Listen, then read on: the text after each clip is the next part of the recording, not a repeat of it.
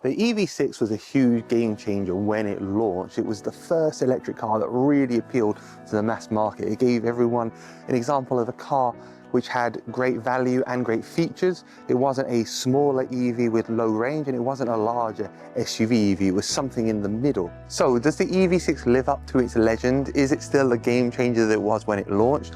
Or is it now just a bit disappointing? Or has it faded from memory and importance?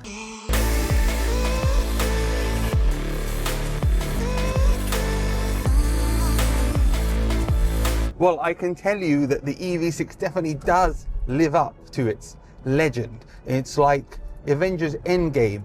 Infinity War was brilliant, but Endgame was the icing on the cake, and that's what this is like. This is the icing on the cake. It's made the EV6 from a really good car to an even better car.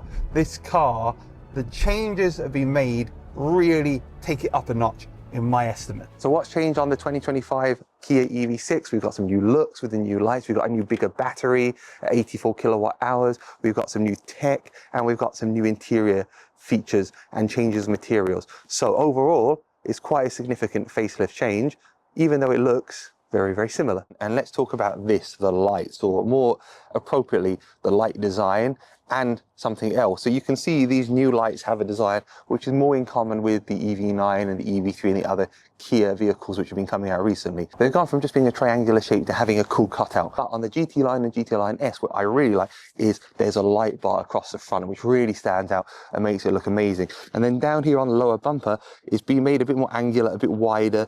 Now with any EV, you're probably wondering how much space there is in the front at the front. Well, anyway, I can tell you that there isn't an awful lot of space. This is the all-wheel drive model. The rear-wheel drive only model has slightly more space. You could fit, I don't know, the instruction manual or book if you go to a bookshop. That's about it. This looks very deceptive, even though it looks like a hatchback. Actually, it's a small SUV, and it competes with the Renault Scenic, with the Ioniq 5, with the new Skoda Enyaq. It's got lots of competition in this area, and as a result, we have 20-inch wheels, which you wouldn't get on a hatchback, I can tell you that much. Here at the rear of the EV6, we have a few other changes, namely this lower bumper. This lower bumper is a much more aggressive, much more in your face, much more sporty. There's more contrast black, it's more angular. That's really the only difference to the back here, but it's still a really interesting change. These facelifts have small changes to the exterior, but they all add up to a completely new feeling car on the inside when we get in there in a minute. The rear of a small SUV is very important because that's why you buy one, for the space in the back. But we have 490 litres in the back of the EV6. There's hooks, there's tether points, and this floor even comes up and you can adjust its height too, and that's where the charging cables and accessories are. The space in the back here is comparable to the Audi Q4 e-tron and the Mustang Mach-E EV. So it's not leading, but it's plenty of space, and I certainly couldn't imagine myself lacking for space here. You could definitely fit a 60-inch TV with the seats down in the back here, and of course you have the cover here which you can use and remove and put out as you want for more security. And it is powered, and we always like a powered tailgate. It makes it really easy to open and close, and with a smart opening it will open by itself as you walk towards it if it's set up with your key. Great feature. Let's talk tech, and in particular the battery. The battery is increased to 84 kilowatt hours from around 77 kilowatt hours, which means we've got more range, and it's increased across the board from the Air entry level up to the GT Line S. And talking about trim levels, the Air, which starts at a very, very mid-40s price, is a great car and really, really competitive. To get a car of this quality and this range and all the features and functionality for mid-40,000s in the UK is amazing value. It really, really is. Here we are inside the 2025 EV6. Now, there have been some changes. First of all, there's no shiny black plastic on the interior, except for along the front of the dashboard here. Everything else is matte and brushed metal, so it feels higher quality and it feels nicer, less chance of getting fingerprints everywhere. We've got the new steering wheel, which very much is inspired by the steering wheel from the Kia EV9. It's got like a chunky kind of look. I like this contrast color. This is exclusive to the GT Line and GT Line S. But it's chunky, but it looks cool. I like it. It's kind of squared off a bit at the top of the button. I really like the fact that we've got the drive mode button right here. That's a very nice, easy position. Next to it, we have our infotainment system, which you can check out what I think of that. And this is a multi-mode system. I can go to home, can go to map, can search, media, setup. You've got a star there. You can press that button there to change it into air conditioning, and then you can turn it on and off, and you can adjust it very simply like that. And you've got actual knobs to do that, which is always a good thing. You can do individual sides, or you can have driver only, which is very nice. Down here we have something too, which is very helpful. We have got our heated and cooled seats on this GT Line S model, our power button to start the car, our fingerprint scanner, because yes, this has fingerprint authentication, and then our drive selector mode here. And then we got these really cool seats too. To the side here, this is what you use if you want to open your charging port. Right here, it looks like a petrol logo instead of an electricity logo, but it's got a little electric plug at the end, I guess, so that counts. So that's how you do that. We've got our two 12.3-inch infotainment screens, which look and run the same software as the EV9. So it's got the newest generation of software. Let's have a look at the infotainment system. So this system is very much the same as on the EV9, and they've taken that software, they've put it onto here, and it's a really simple, easy to use system. We can see our map position. This is like our overview with our 3 tiles, our media and our EV information. And then if you swipe to the left, you then get your phone, Android Auto, Apple CarPlay, voice memo, car wash, weather, settings, calendar, sports, all the things you would expect. Let's have a look at the EV settings, because that's very important. You can see we've got 99% charge, 254 miles. And let me just show you, if I move between the different modes, eco mode, 270 miles, normal mode, 263 miles, sport, 255 miles, my drive, 263, set up by me, and snow, 255. So just interesting to see how that changes depending on the mode that the car is in. You can see it's telling me where the nearest charging point is. There's one just here. And if I scroll to the side, I can see other information, a bit more detail, the battery status. And then we have utility mode, which I can use if I'm going to be sitting still for a long period of time or camping, and it will let me use the battery to do all the stuff like powering my phone, powering my lights, whatever it is you want to do in a car. Plug and charge, great feature. It lets you plug in and automatically connects if you have it set up. And our electricity usage, what percentage has been done? 92%, 8%, climate, battery care. Battery care being preheating the battery before we charge it, so it goes quicker. You can see here our times for charging and our battery conditioning there. So nice and simple, very fast and easy to use. We do of course have Android Auto, which I can then click on and I can use just like you would expect. It's full widescreen Android Auto, and that's the same with CarPlay. I would always recommend using Android Auto, Apple CarPlay though, because I always think that's going to give you better results when you're trying to navigate. But I have a full infotainment review of the system on the new EV9, which is exactly the same as on here. So have a check of that on that video if you're really interested in an in-depth guide. We've got a new 15-watt wireless charging pad here in the middle. We've still got all the space you used to have before down here.